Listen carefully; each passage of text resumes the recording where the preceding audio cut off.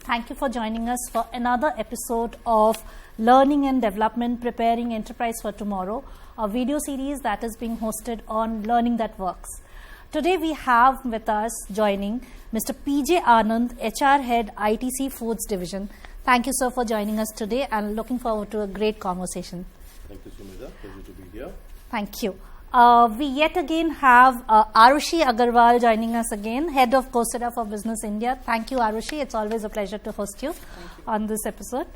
We have a very interesting conversation panning out today, and it's interesting because of two reasons. One, we are looking at learning and development, and second, we are looking at the second biggest industry in the country, which is manufacturing, right? Which is set to become a 1 trillion industry by 2025, right? And for it to become, India to become a global mammoth in the manufacturing space, especially it becoming a second option after China, right? Especially after COVID and all. So all heads are turning towards India when people are looking at Industry 4.0 rollout and manufacturing being the next biggest push to the economy. You are the biggest conglomerate that we can think of in the country. And within the foods division, it's the most competitive divisions that I believe is there, because it's a B2C segment and the consumers' tastes and preferences are changing. So is the technology, right? Given all these complexities, sir, I begin with you first. What are the main learning and development trends that you are seeing in your space or largely in manufacturing? Over to you. Okay. Thanks, Sumita. So I'll begin with, I think, spelling out the context as I see it. So India is poised to really take off in terms of manufacturing, okay, for a variety of reasons. Geopolitical reasons, the entire demographic dividend, and I think the entire new growth market perspective of India possibly being number one there, right? So what that means is that we're going to see a vertical growth virtually across the board, a lot of investments coming in, a lot more of the global majors coming into the country, setting up manufacturing bases. So it's in this environment, in this macro environment, that firms like ours are in, and the kind of issues that we are up against is one, is that there's going to be a huge demand for blue-collar talent because of this big influx into manufacturing. There's going to be a paucity of good talent because the source channels are still not geared to be able to provide the requisite skill and ability that firms need. We will also see a lot more people wanting to come into manufacturing, or manufacturing having to take in people who are possibly not the ITI or diploma graduates. And the onus will shift to industry to be able to skill them and to bring them into the workforce. Right. We will see, I think India will possibly see a big shift in the fact that from the current levels, about 15 to 17% of women participation in the labor force, which is slated to go up to possibly up to 50% hopefully. So that will mean another big change. So firms like us are going to be contending with all of this order of change. Right, and on top of that is the whole change account, the complexity coming in from the advancement in technology. So that is going to be a whole new, variable. So be it the levels of automation, Industry 4, so on and so forth. So that poses additional challenges. I think the third thing that we'll be up against is that skilling a new workforce, managing several things, dealing with automation and unprecedented change in technology will also mean that what's the kind of abilities that you need on the shop floor and in the organization to be able to deal with the new workforce, the evolving workforce. So these, I'm staying on the manufacturing side. There's a whole set of things happening on the consumer side of the business. So, but that's another facet altogether. Absolutely. Couldn't have agreed more, Mr. Anand, with you. And especially, I think a very interesting nuance when it comes to manufacturing is that it's not one of those glamorous industries where people are actually wanting to join, right? People are not looking forward to work on the shop floor, but you still need that workforce there. Arushi, at this juncture, I come to you. Being at Coursera, right? You are privy to the trends of learning and development in manufacturing, not just in India but across the globe, right? What is it that you see from your lens, and where is it headed? Any light you can throw on that? Absolutely. So, as very rightly said, manufacturing is one of those industries that is very attuned to how the macro conditions are, where the entire geography is headed, where the country is headed, etc. And what we have observed is, in order to be able to do the work, you really need to have a plethora of skills. So there is, of course, the industry-specific knowledge. But these days, and Mr. Anand didn't cover on the consumer side, but the consumer expects all of what they are purchasing to be at the same level. They don't understand if there is a difference in the background, and manufacturing companies are doing a great job at meeting that challenge. So what we've really seen is there are some skills like digital, like behavioral, etc., which are actually coming up the curve in terms of the highest need. And we, in partnership with the World Economic Forum, have actually released a report which says 62% of the roles that exist today will require some reskilling.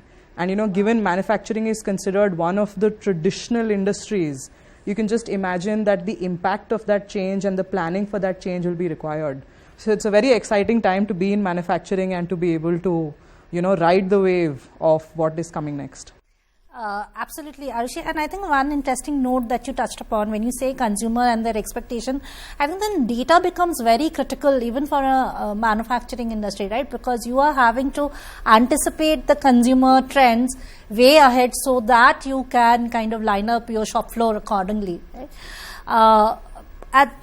Keeping this in mind, Mr. Anand, how do you strategize your L&D initiatives when you look at food division and ITC? What are the critical nodes that one needs to be, very, very, on top of, so that your L&D initiatives, give the ROI that you are wanting them to drive? Yeah, so I think we are in the FMCG business, okay, and therefore very, very consumer facing. It's a very exciting place to be in. Lots of things are happening there, and the consumer is continuously experiencing new things every minute, all right? And it is safe to therefore assume that expectation which I have basis and experience anywhere in the country or in the world, account a new app or account a new offering, that is going to be the baseline expectation from any other firm in the category, right? So that's the challenge and that's the ask. So ITC has been around for a long while, right? And firms like ours, we have some obviously traditional strengths that we have, right? Whether it's a physical sales and distribution infrastructure or the manufacturing footprint and so on and so forth. But what we have been confronted with in the course of the last few years has been some platform changes account. For example, if the country's sales was dominated through sales through what is called the convenience channel or the Kirana grocery shop, that's shifting rapidly to what is called e-commerce and modern trade, right? So that has implications in terms of your traditional strengths are not geared towards that. So that's obviously an imperative for the second is, for example, the whole advent of direct to customer in so many other words. So that has its own implications, right? So we have on one hand what we have as our foundational L&D needs, be it in terms of developing people in what we call as the ITC way. We have our own leadership journeys that we have over a period of time, developing abilities in people in terms of their behavioral strengths or becoming better business leaders for ITC. And then there's a host of programs which are aimed at developing the functional competence that somebody needs. But the new areas really have been such that we have to get our people to pivot, to move from traditional marketing to digital marketing. right? So that's been a massive thing which has covered big parts of the organization. Our leadership has adopted digital fluency and fluency in analytics as a big strategic driver for ITC, right? So that has translated into an L&D agenda, which is about having a tiered program, saying that, you know, all of the people right from blue collar will be classified as beginners who have to get some appreciation of digital and analytics from their perspective. Then you have practitioner level, expert level, or a thought leader level, right? So how do you build that in some sense and say, what's the journey that everybody has to experience in this? Okay, so that's one big part of it. I think the other big part is about saying that our environment is changing so rapidly that how do you equip people to be able to gear up to deal with change and to thrive in change? So dealing with ambiguity, dealing with a lot of fluidity, that's a big one again, okay? And then from time to time, I think on the behavioral front, we have a whole set of things happening, whether it is account COVID or post, there's been hybrid work, and there has been a lot of such, like there are new traits coming into the office with every new generation, right? And that's something to also understand and to be able to leverage well. So there is, I think, I have not seen so much of work happening on L&D as I have in the last few years, because the sheer needs are so much, you know.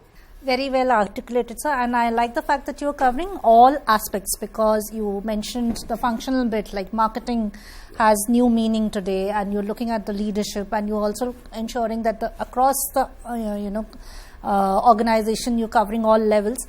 And like you said, that some of your strengths might also become your challenges in this new world. Say if you have a remote factory, right? The training there and the training in a main hub has to be the same, right? So I'm sure you are working towards that as well. Or how do you ensure that the training and upskilling is uniform across all nodes? Any thoughts on that? From my perspective, I think whilst technology has advanced on the shop floor and in manufacturing, I think it has advanced considerably in the whole domain of learning and development. So thanks to that, I think thanks to people like Coursera, and we have at our disposal all of the tech necessary to be able to impart skills, knowledge effectively without, being concerned about geography, so to say, So I don't think that is a constraint anymore.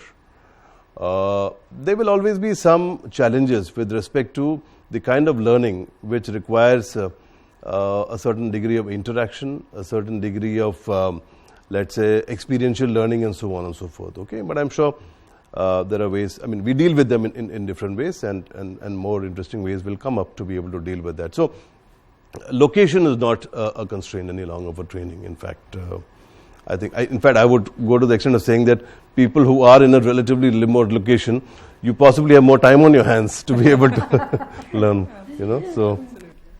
Great. Thank you so much for that. Arushi, we're coming to the last bit of the conversation. We just heard Mr. Anand here, right? We realize that, for the whole organizational ability to be built, right, it has to pan across all domains, functions, strata, and, hierarchy of the organization.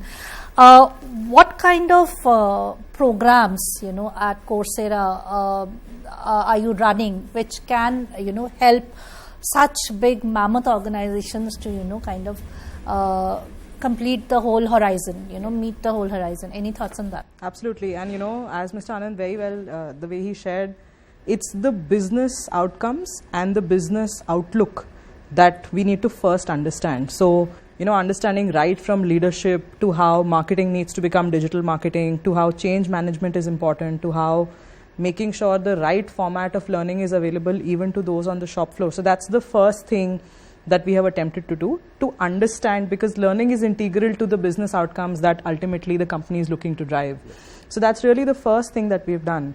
And through that, we have created a role-based learning solution, which is what are the skills that are required for a role. So if we were to, for example, take digital marketing or SEO marketing, these are roles which are now what companies hire for. So we've created this in terms of an algorithm where we say these are the 6 skills, where of course marketing is one skill, but data analytics will be another, consumer behavior will be another, and then you need to learn different functionalities within that. So we've tried to create an out-of-the-box product that is suitable for the most in-demand roles, along with the ability to curate which is required for the domain that the company might be in. And that is actually working really well. And by virtue of having the same quality delivered to every individual irrespective of their location, we are able to provide this. And then along with this, the important thing that we have done, which is important for organizations, is the ability to measure the skill movement. Did someone move from a conversant to a beginner to an intermediate to an advanced through in-course quizzes, assessments, and various other markers to be able to see skill movement. So this acts as a catalyst for the organization to impart this learning, and is a very big pull for the employee because they can be more productive in their jobs, they can look at the next level of growth within the organization, and they are awarded possibilities as and when they come. So that's what we've attempted to do, and being a learning organization, we continue to learn and continue to evolve. So, Arushi, if I get you right, you were saying that most of the time people think that completion of a training is the only benchmark, but you're going beyond, right? You're creating more pull factors such that people are voluntarily, participating in the learning, because that becomes, I think, one of the biggest challenges for you as well, Mr. Anand, right? For them to kind of participate in it voluntarily and not just make it a mandate that has come top down, right? I think that's absolutely. So of course there is the pull of getting a certification from a recognized brand, but beyond that, being able to demonstrate the ability to the organization to perform that skill in a notable manner is what really motivates the learners. And the admins and the ones imparting the learning are happy to see there to be progress versus just tracking learning hours, which might be insufficient to be able to show out. Great. I think very good insights have come up in this conversation, and it's very heartening to see that how manufacturing in India is poised to become big, and organizations such as ITC, you are leading, you are paving the way for many others to follow, right? And the thought process, the strategy that you bring in is the roadmap that many more are looking to follow. So thank you, Mr. Anand, for being with us here today. Thank you, Arushi, for sharing, all the initiatives that Coursera is taking. Thank you, audience, for being with us on this journey. Look forward to the next episode. Thank you.